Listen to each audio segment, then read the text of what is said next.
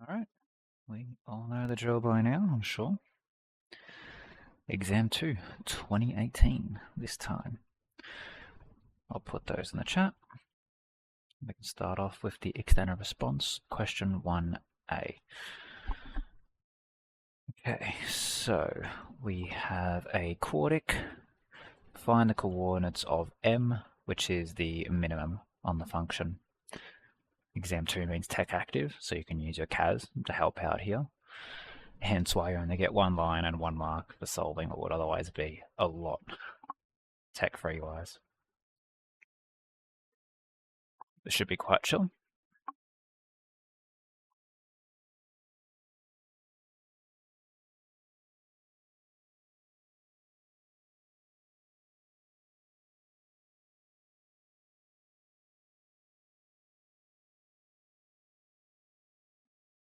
Minimum point. We can also quite clearly see it's a turning point. Lots of different approaches that work here, tech active.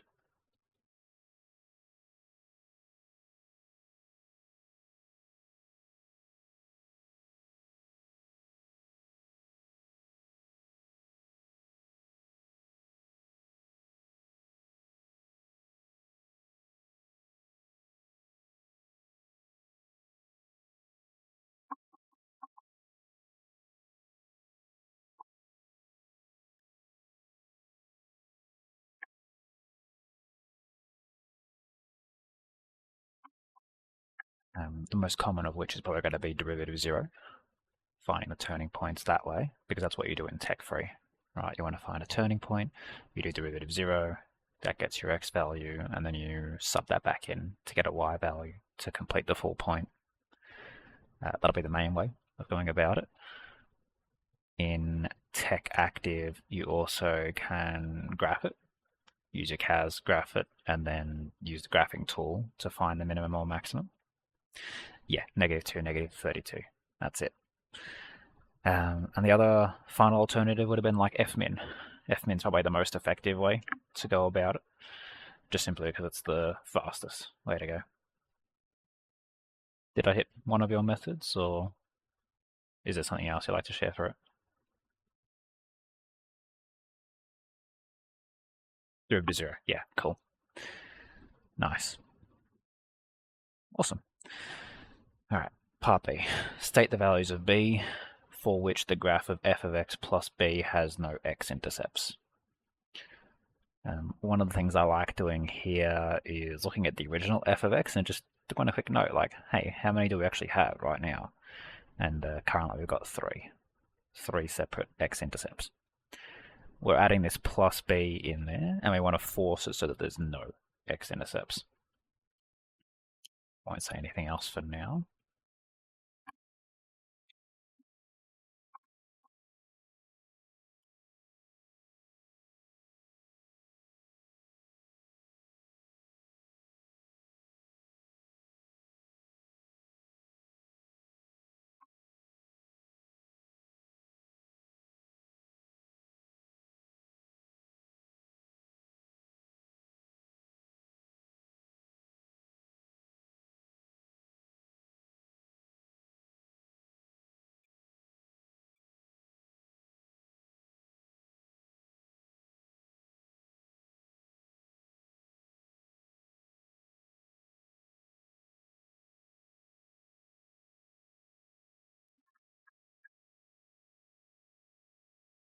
This one also has a couple of ways you could go about it. If you're not immediately sure what plus b does to the graph, you can actually see what happens by plugging it into your graphing tool and seeing and playing around with the b values and see which ones work, which ones don't, and then that can inform your decision on what b should be, or what all the possible values of b could be.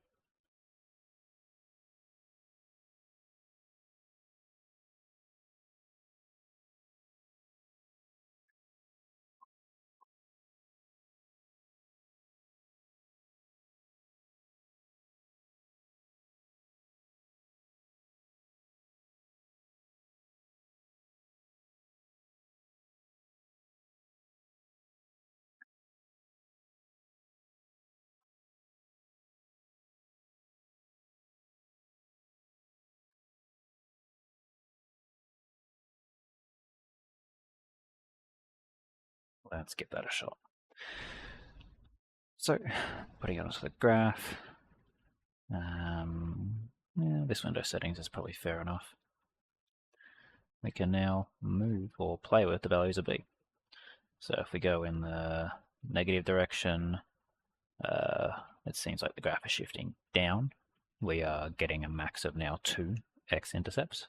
But if we keep shoving this thing down, this tail up at the end is always going to keep cutting the x-axis. You move in the opposite direction. So b equals 3 I've got here. That's actually resulted in even more. We got up to 4. But you can imagine at a certain point, like anything beyond b equals 5, for instance, you're going to get down to 2 x-intercepts again. If we keep going, so let's put like a 10 in there, that still needs a lot more.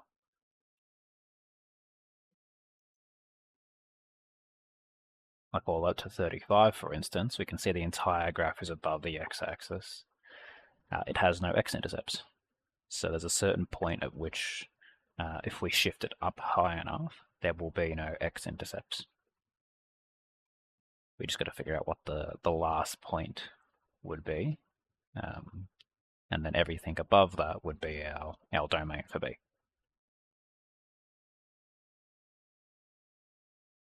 This one here currently is at b equals 35, by the way.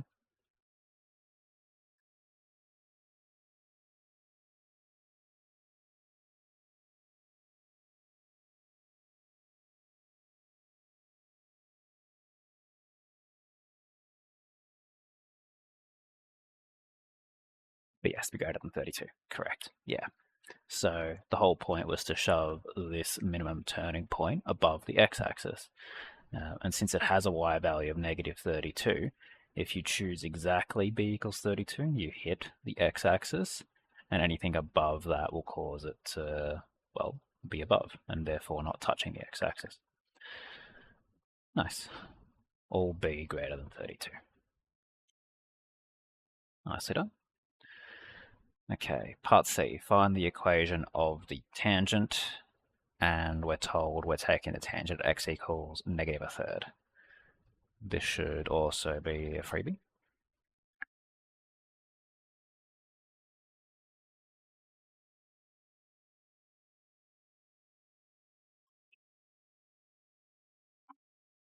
There's a longer way and a shorter way of doing this. Both cases have an instant solve for this sort of thing.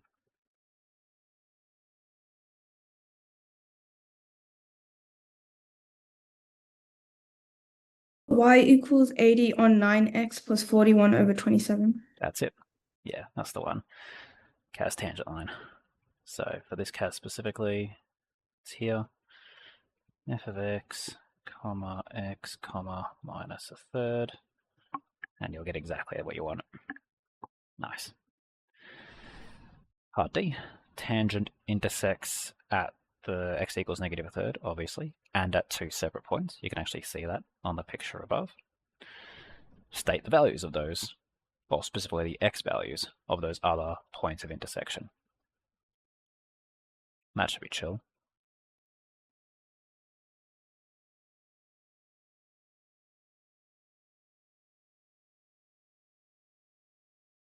You got to figure out where 2 functions intersect each other, fundamentally.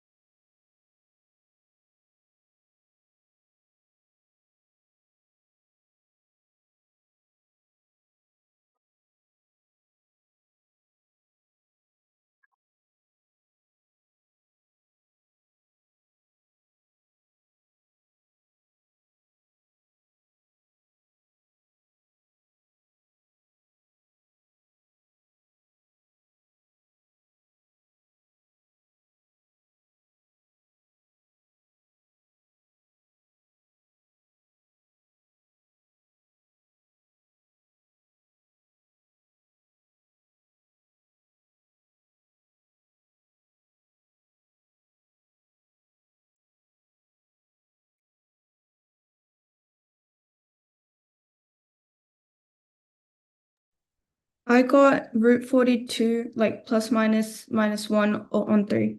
Yep. Yeah, that'll be it. Perfect. So that would have been just equate the two things together. You got the linear equals the function. That'll give you all the points, including the x equals negative a third. And then, yeah, you're just reading off the plus minus root off of those. Very good. And yeah, making sure that you give your answer in the particular form they've mentioned. So I guess just to slightly touch on that, you might want to put the constant first when you write it, because it has the a at the front rather than at the back. But otherwise, obviously, you got the same answer, just a minor particularity because of the additional criteria of how they've asked you to express the answer. But otherwise, yeah, well done. Next up, part E. Total area bound by the tangent and f. So basically, in fact, it'll be easier if I graph them out on this CAS.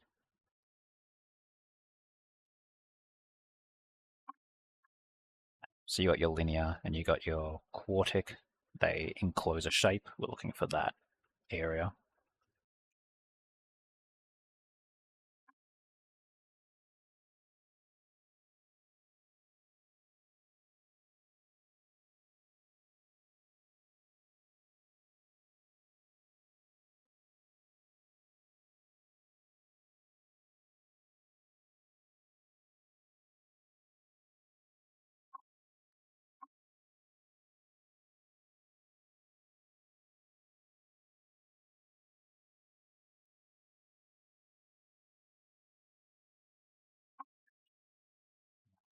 Yeah, I can do it this way because it asks for exact. One of the things you can do if it asks for decimal is you can actually use a bounded area function on the graphing tool. I'm just going to be using it to demonstrate the shaded area that you're looking to. Oh wow, that actually does it like that. I thought it was going to find the endpoint, but apparently not. Try that again.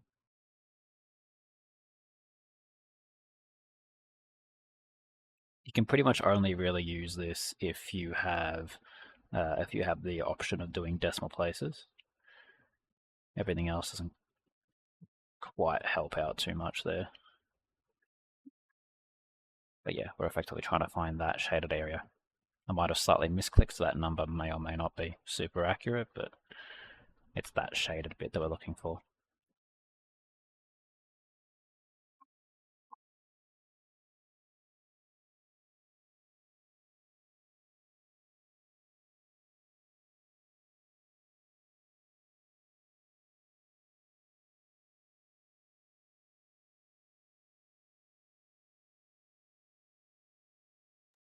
I got 784 root 42 over 135. Yes, that'll be accurate. Brilliant. How does that one work? I just took the points of intersections that we found and put that as the lower and upper. Mhm. And then I just minused the tangent with the original function. Yeah, that's right. So you do your top take bottom integral across the boundaries of the of those intersection points, because you want to do top take bottom over the full horizontal domain. Brilliant. I'll start putting that on the CAS. In the meantime, I'll scroll down to part F so you guys can move on to that. And then I'll just have the solution on the CAS for the one we just did.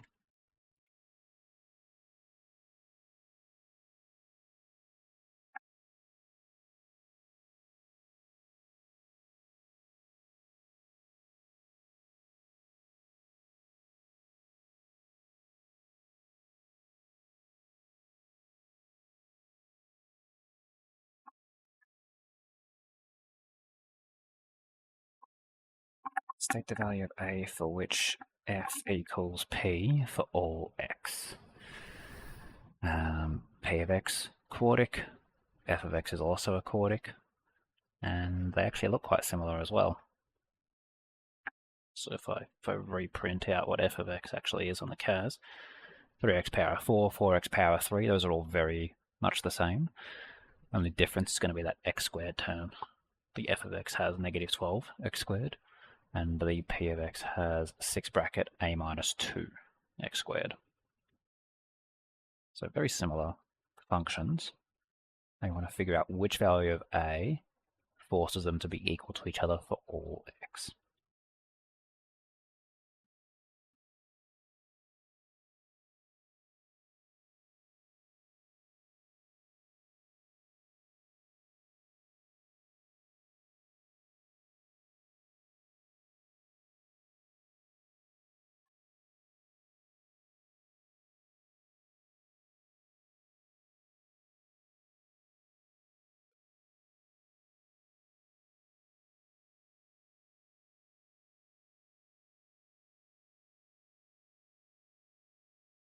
Another way of thinking about this could be to say that they have infinite solutions, because their solutions are x is an element of real. They have infinite solutions. We think about what's the criteria for infinite solutions. What does that look like graphically? These are things that can help you figure out what A might be.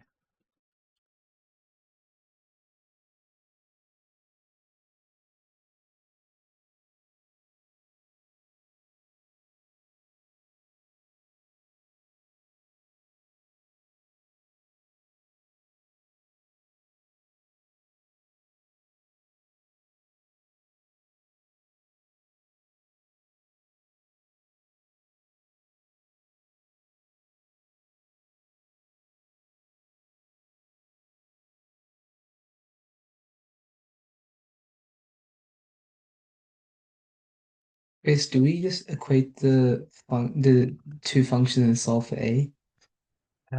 Possibly. Yeah. Let's see how that goes.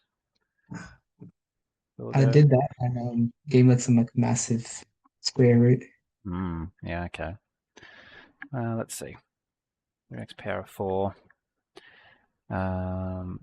plus 4x power 3 plus 6 bracket a minus 2 times x squared minus 12ax. Oops, that's got to be a times x plus a squared, comma a. I think you said you did. You might have done ax instead of a times x if you got a really weird thing. Yeah. Oh yeah, that's what I did. Okay, that's what's happened then. So that's a lot more manageable. I still wouldn't necessarily recommend this approach, but it gets there.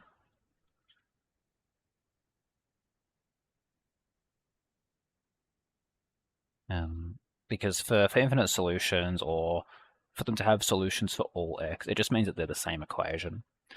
And so just sort of by looking at the two things together, you can think, okay, for these polynomials to be the same, they need to have the same x power of 4, they already do, same x power of 3, they already do, same x squared. Okay, so what value of a could I chuck in there to make 6 bracket a minus 2 the same thing as minus 12? Now, yes, you've also got the minus 12ax, and you've got the a squared there, which does seem to make it a bit weirder. But, I mean, the answer's kind of right in front of us there. You've got the a equals 0 option here, because a equals 0 would cancel out those other terms, and also bring this one to be negative 12. That's one, yeah, that'd be the main way of going about it. When you're doing it this way, you kind of got to look at a equals 0 and be like, oh, shit, that's the one I'm probably going to want, because it says state the value of a. You wouldn't really want an expression here.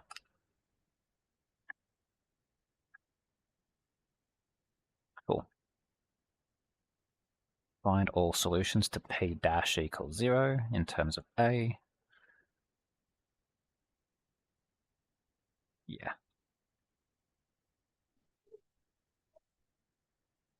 Would be a quick solve on the cas.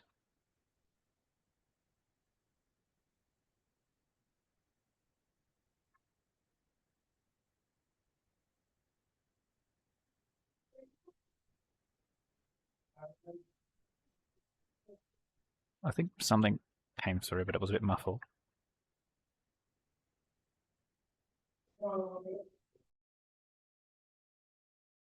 Maybe just background noise then.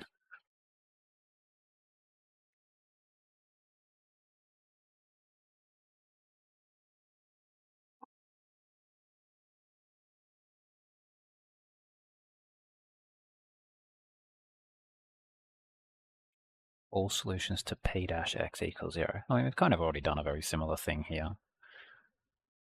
Derivative equals 0. Only difference now is you're going to have some a's in your answer, but otherwise we did do this when we were finding the turning point earlier. Just with a different function.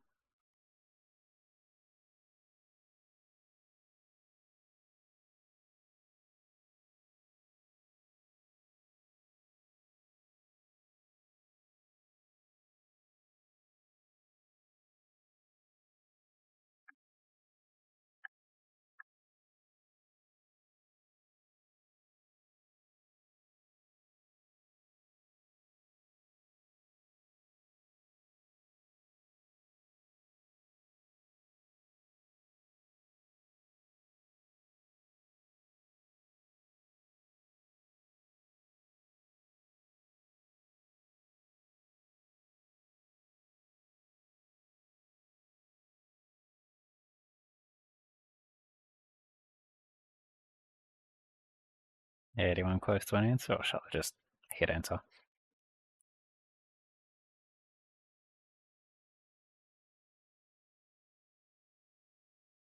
Yeah, so find solutions to p dash equals 0, p dash of course being the derivative of p. In terms of a, it's sort of whatever. You would give x equals 1, comma, x is plus minus the root 1 minus a minus 1. You would probably say that to the effect of saying like x is an element of 1 and then comma these solutions separated by the curly braces. That's probably the most mathy way of giving that answer. But otherwise, yeah.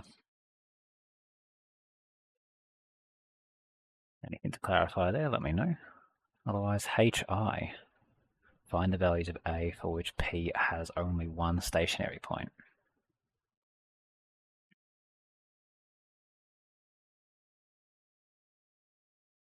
There's two main strategies involved in tackling this.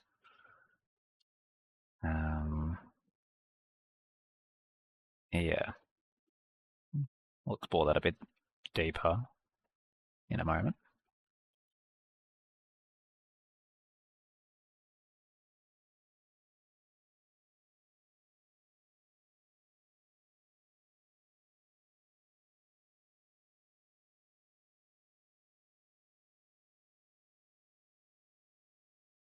The first thing we probably have to re-emphasize is that solving P dash equals 0 does in fact find you the stationary points of P. And so what we have in front of us are all of the possible stationary points of P. So 3 of them, but the plus minus root and the x equals 1. We want to find out what values of A would cause us to go down to only having one stationary point.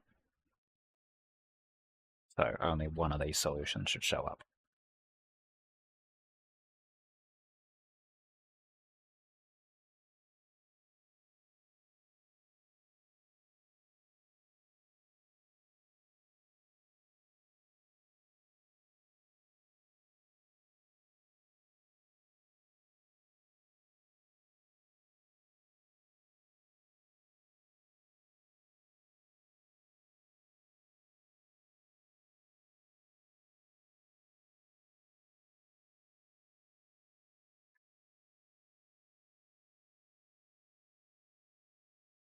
The first approach would be to try and figure out, is there a value of A that would cause all of these x values to be the same? Now I'm mentioning this first approach because it's not the one we're going to be using. But that is one way that these questions are often solved, which is what you'll do is you'll look at the constant solution that will never change depending on A, and then you want to look at the others and think, okay, is there an A value I could shove in here to make these all be exactly the same as x equals 1? The closest you would get here would be like A equals 1, right? A equals 1 would cause this root to disappear, but you're left with x equals -1, which is of course not x equals 1. You might think, okay, well, what about like A equals, what would it be? No, had to be negative A value, such that it makes the root 4, bring that down to 2, but then you've got the negative on this side that doesn't quite work out. So, you could play around a bit by saying, Kaz solve this equals that equals 1, or whatever. You're not really going to get too far with that. Works in some cases, but not in this one. The final thing would be to say, where can I make the other ones undefined? Because if I can chuck in an A value that would cause them to go undefined, that will also just flat out remove them as an answer, rather than make them the same, a duplicate answer. And that can absolutely be done here. The square root has very particular points at which it's undefined. So since these are the same root, they will both become undefined at the exact same times, thus eliminating two possible solutions, getting you down to the one stationary point that you're looking for. So the question now becomes, what values of A would cause the roots to go undefined?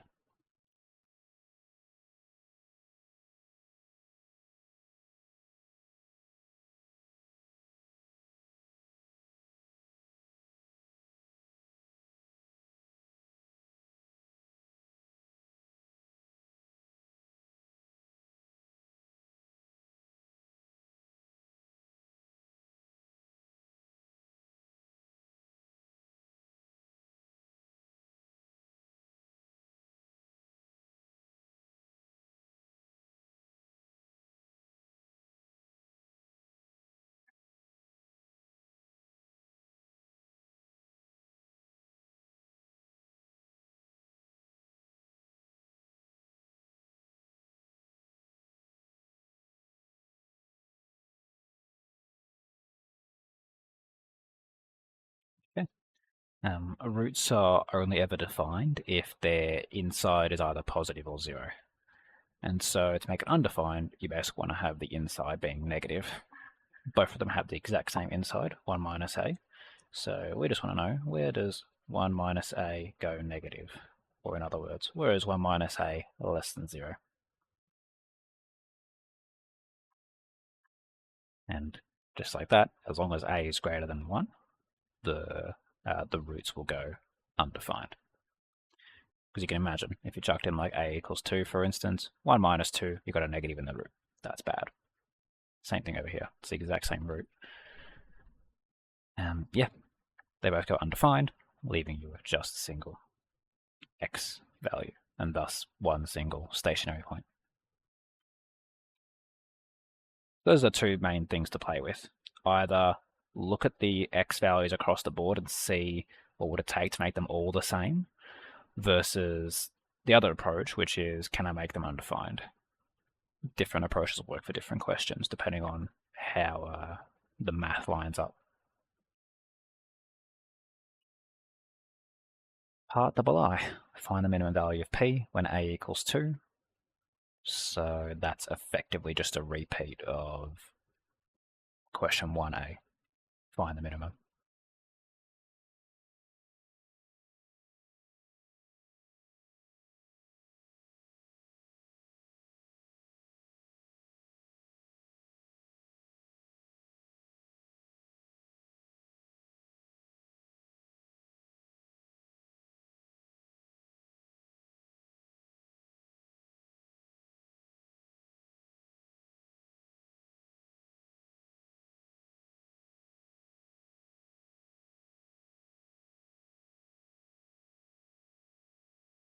Yes, it's a new function, but the methodology by which we find minimums doesn't matter depending on question to question. It's always the same thing.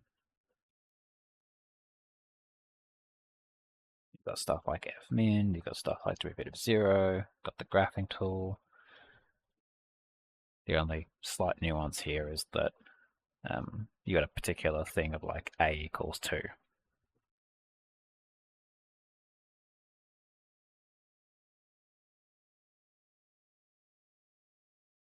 Minus 13, minimum value is in fact, yes, minus 13. That's it. My approach would be to do like an f-min for that particular thing. F-min, p of x, and you can set the a value immediately if you want. I would just go in and it's not that hard to just plug them in afterwards. The reason why I don't sort of set that immediately is because it just takes a bit more. Oh, that's a bit weird.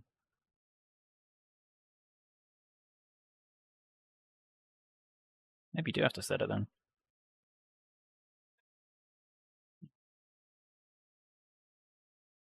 A equals 2. That's how x equals 1. Shove that back into p. Oh, and then also a equals 2 on that.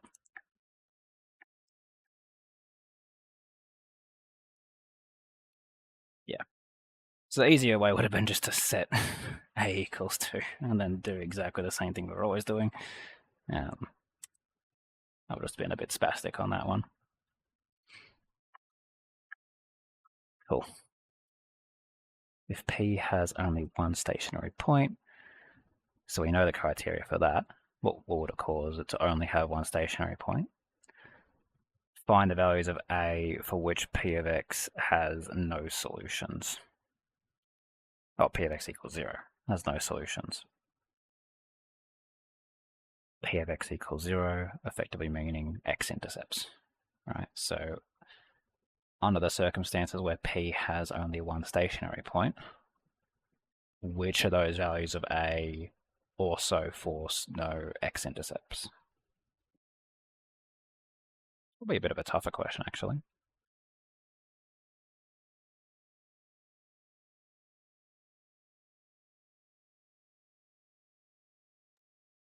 Is it the a squared value that forces like the graph up or down? Yeah, so a squared is going to be a dedicated vertical translation to it. Yeah.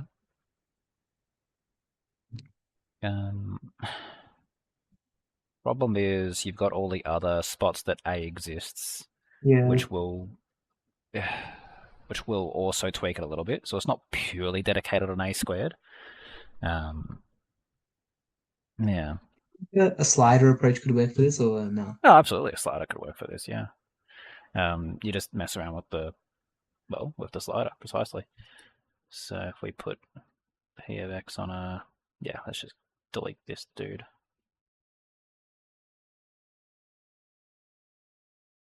P of x there instead.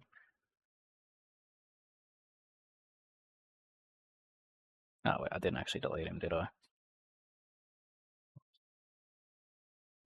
Actually delete this one.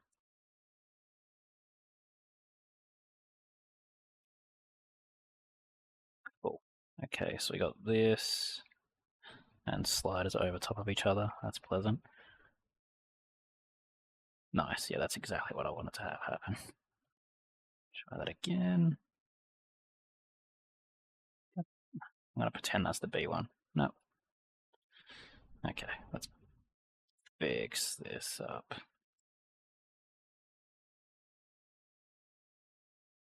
Damn it.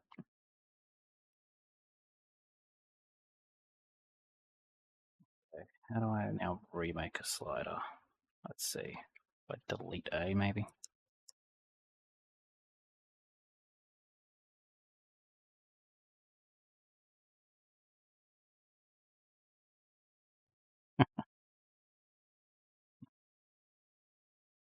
Set it. Reset it.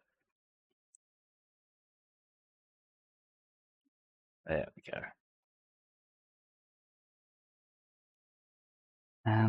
Yeah, okay, so A equals 1. We can see we've only got one stationary point there. Yes, we might have to play around a bit with the window settings to really be sure, but definitely looks like it's going to only have one.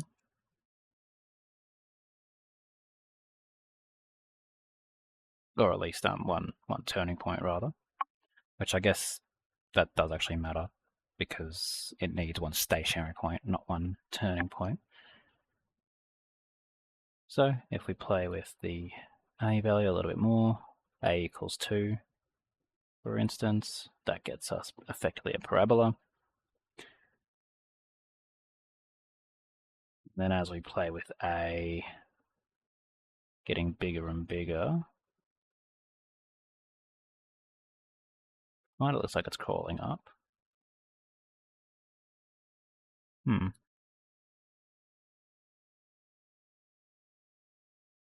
Button, can I grab it?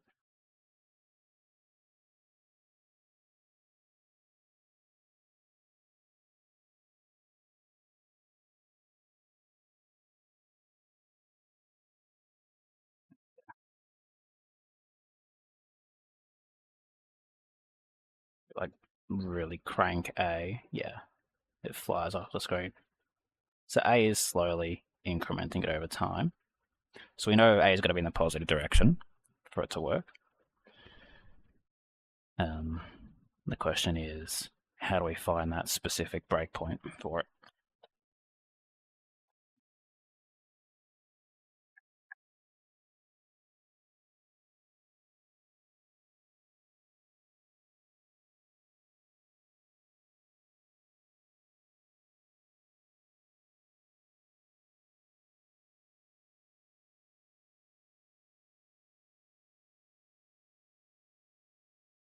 I would see this as a bit of a joining of two separate things, which would be first figure out where p of x is going to be 0, and then marry that up with the conditions of one stationary point.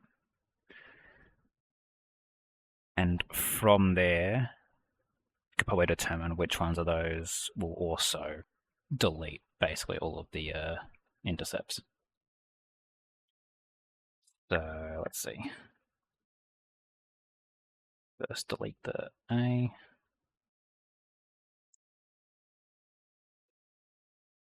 Where does p of x equals 0?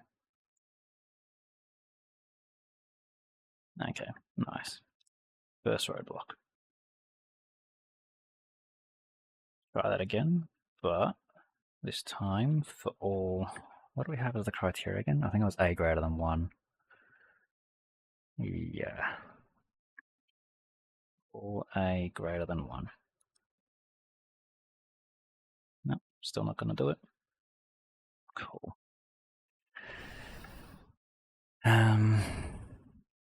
Okay.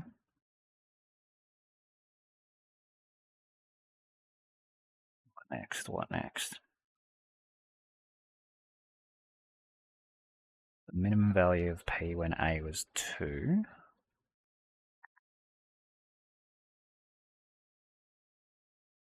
I wonder if the x's ever change if we play with A a little bit.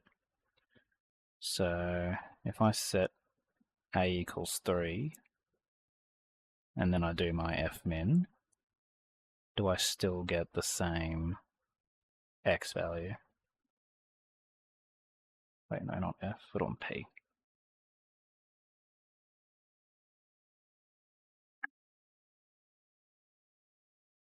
Okay, so that's consistent. So under the circumstances, I mean, we could keep playing with them to be absolutely sure. That, or you could use a slider on the graphing tool, draw the line x equals 1, and just see that the turning point will consistently maintain on x equals 1. That helps because now what we can do is remove that definition for A. Whoops. 1, 3. And if we just do P of 1, because that'll find us the minimum no matter what, purely in terms of A. So P of 1. And then figure out where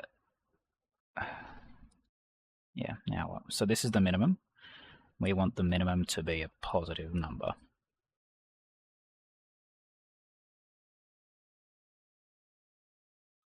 So I want that to be greater than 0.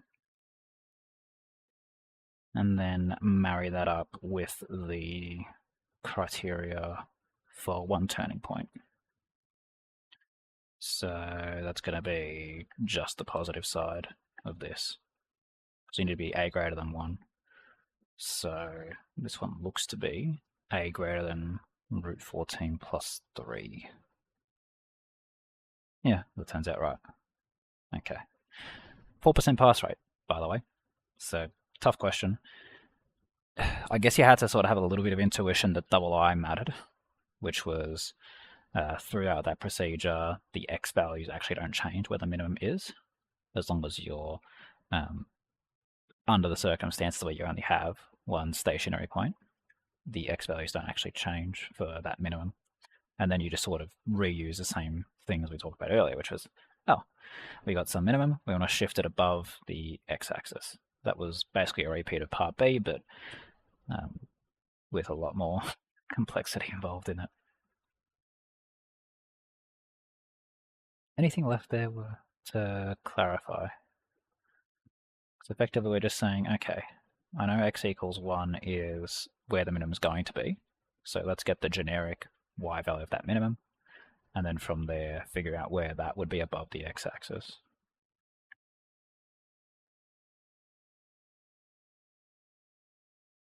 If not, feel free to move on to part 2.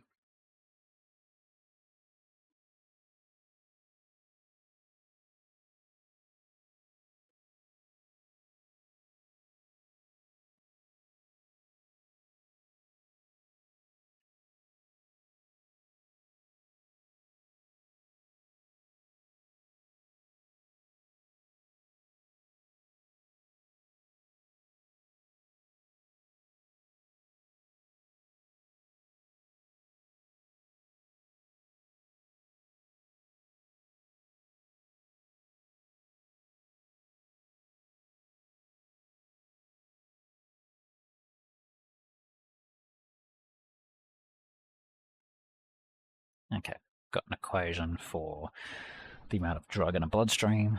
Find the time in hours it takes to reach a maximum amount in the bloodstream.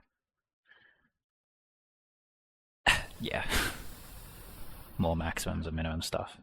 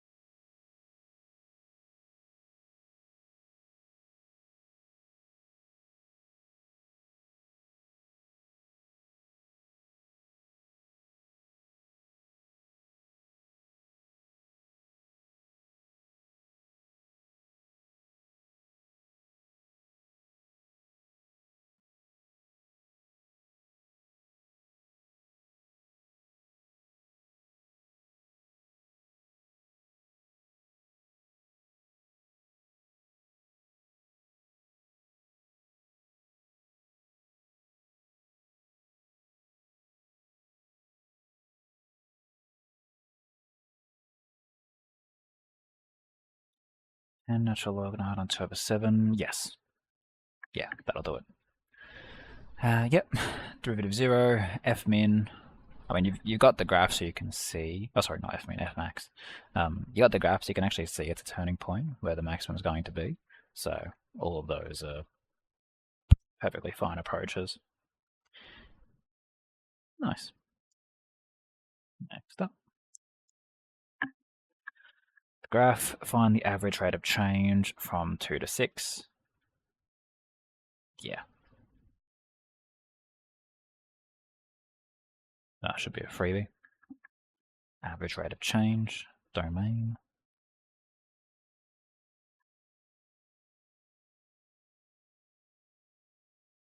Does say correct to 1 decimal place. Minus 33.5 is correct. Yeah. Nice. Yeah. f of 6 minus f of 2 over 6 take 2. I'll type that out in a bit. I'll show the next question though. Find the average amount of drug during the first 6 hours. Bit different. Still says average, but average amount is different to average rate of change.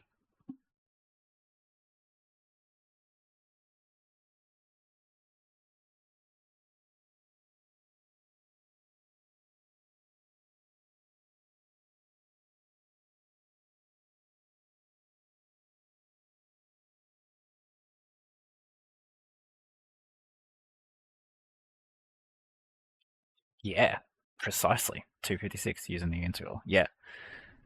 Nice.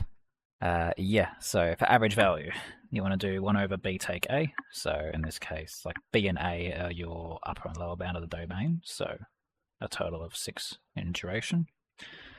Integral over the exact same, that's diff. Integral over the exact same domain, 0 to 6, of the function. Yeah. Well done. Wait, Chris, why is it 1 on 6? Because the average value equation is 1 over b take a times the integral. What you're effectively doing is kind of like how when you're doing the average of numbers, you have like you have like a little data set of 1, 2, 3. You would add up 1, 2, 3, and then divide by the number of numbers. You're dividing by the length of the interval, the domain here. That's the sort of reason why that's in there. Because integrating is effectively a... It's getting a bit like engineering-y, but integrators are seen as like adders in circuitry. It's the repeated addition of a particular set of things. And so when you do this division at the end, you're effectively doing the same thing as what you would do if you're averaging a data set that you would normally do in real world when you're averaging results. So, which two numbers did we subtract here to get that? Is it 6 and 0? 6 and 0, yeah. It's first 6 hours, so from 0 to 6. Cool, thanks. No worries. Part D. 6 hours after one of the tablets is taken, another version of it is, the same version of it is taken, but again, and both are independently shown on the graph. So you can see the amount that would have been, the amount of drug that would have been obtained from each individual tablet. We're told to sketch the total amount that would have, that would have been now in the bloodstream taken at those particular times. Very tough to describe that. So maybe just let me know when you've got a graph going, and we'll have a look at what they had in the answers to compare.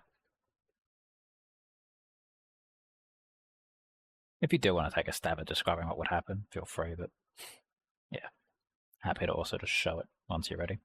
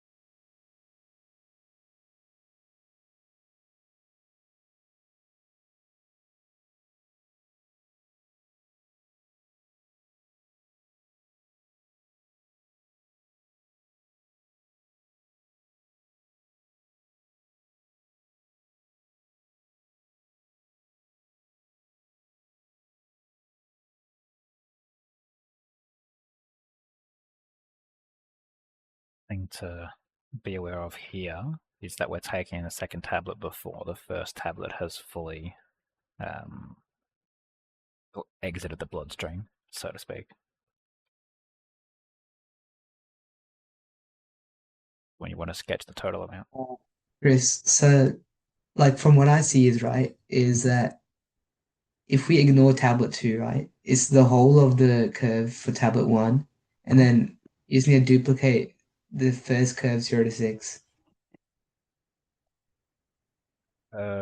Duplicate the first curve 0 to 6 and put it where?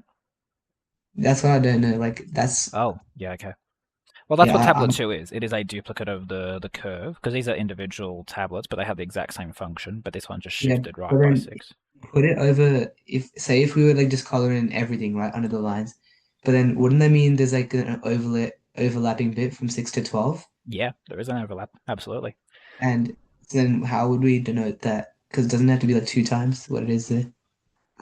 Just has to be 2 times. Not necessarily 2 times, but the amount of drug created from, or that's entered the bloodstream from one, is added to the amount that was taken from the other.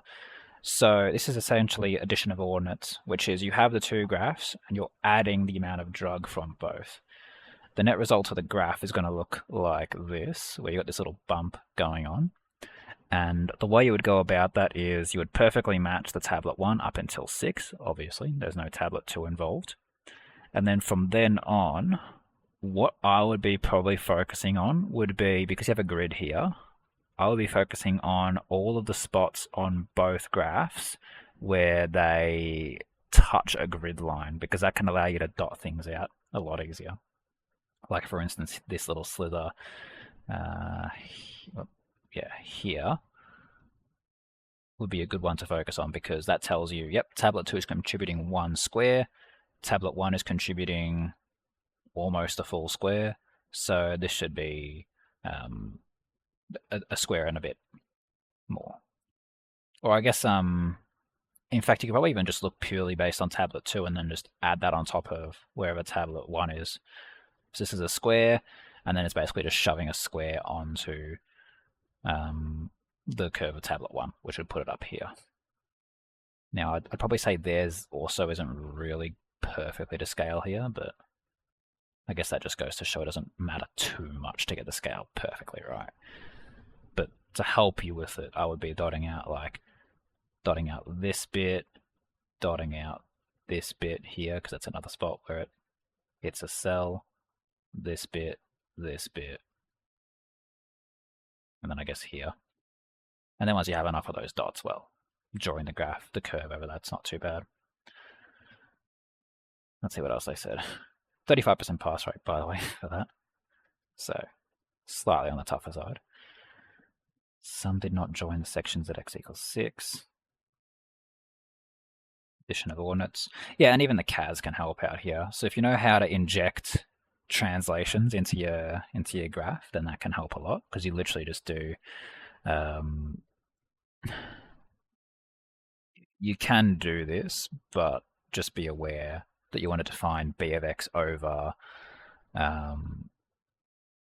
over specific domains, because otherwise you're going to get a really weird looking graph. Or I guess just restrict your window size from 0 to 12. No, even then, because this will go way negative. Yeah, you'd be better off plotting regular b of x on the CAS from 0 to 6, and then b of x plus this version of b of x over 6 to 12. That'll be the best way to get it on the CAS. But yeah, otherwise addition of ordinates is your best bet there. The CAS is more so if you just want to make sure you're like, oh, okay, that's the shape. Now I've got to make sure I replicate that. Okay. Find the maximum amount of drug in the bloodstream in the first 12 hours and the time at which that maximum occurs. So yeah, you are going to have to now do the do that whole approach, whether you use it for a graph or otherwise. Good news is once you have your graph, you can quite clearly see where the peak is going to be. It's going to be in that section where both tablet 2 and tablet 1 are overlapping. So being able to do this whole thing with the injecting of a translation in there and then adding it to regular old b of x, that's going to be important to do.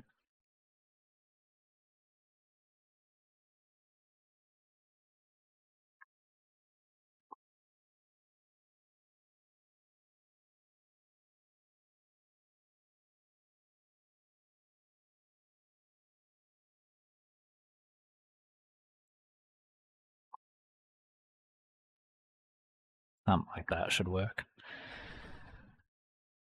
As I've done on the CAS.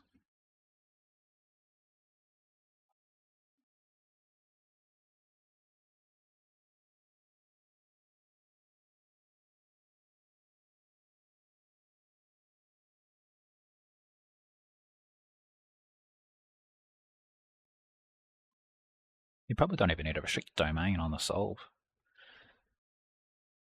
because anything outside the domain 0 to 12 will either be super negative or approaching 0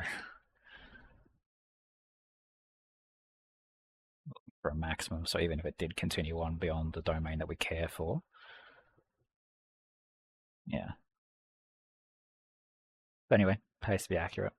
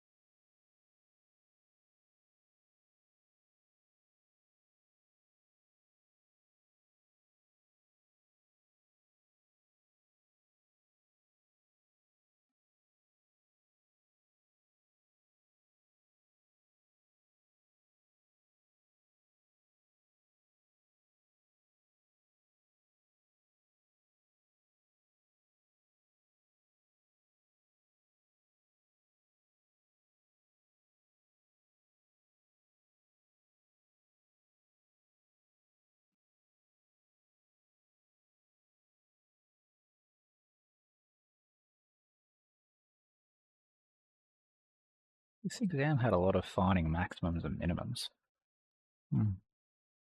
More so than most, it would seem. Chris, for me, I got like the maximum amount as like 455. Yeah, yeah. Some like I've like thought of like a lot of stuff in my CAS, so wait, I'll just try and read the two decimal points as well. Yeah. Looking good. 455.82. That's the one. Yep. And then it happens at like 7.78 hours. Exactly right. Yeah. Was that But an F? for hours, would you actually like then multiply the 0.78 by 60 to find proper time or no? That's a good question. It's saying to give time to decimal places. I would say it's a bit weird to convert it to a real time and then give real time in decimal places. So you'd probably leave that in hours. Yeah. Give your answers plural. So yeah, I can't imagine how you would give a decimal for a real world time. So yeah, just leave it in terms of hours. And that's what the exam report did, by the way. 7.78 hours, and there's your 455.82. Yeah. Was that a F max or was that diff 0? Yeah, F max and then sub it back in. Yeah, nice. Yeah, cool. F max of B2 of X, comma X. You can put a domain on it, but I don't think it's going to matter. There's the X value of 7.78. And then, yeah, B2 of, I mean, I'm pedantic. I'll really just put in that big nasty one just in case I still somehow get the number of decimal places off. And yeah, 455.82. Cool. That's about it, really. There's a whole other question. Sorry, it's probably best saved for next time. Yeah, we've hit time perfectly anyway.